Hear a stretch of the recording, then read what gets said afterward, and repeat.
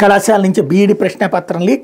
ఆచార్య నాగార్జున విశ్వవిద్యాలయం పరిధిలోని బీఈడి మొదటి సెమిస్టర్ ప్రశ్నపత్రం పల్నాడు జిల్లా వెనుకొండలోని శ్రీ వివేకానంద బీఈడి కళాశాల నుంచి లీక్ అయినట్టు గుంటూరు జిల్లా ఎస్పీ సతీష్ కుమార్ తెలిపారు. ఈ కేసులో ఆ కళాశాల chairman correspondent Rafi, principal Dupati Suresh కుమార్తో పాటుగా సహా మొత్తం 10 మందిని అరెస్ట్ చేసినట్టు చెప్పారు. జిల్లా పోలీస్ కార్యాలయంలో సోమవారం ఆయన వివరాలు వెల్లడించారు.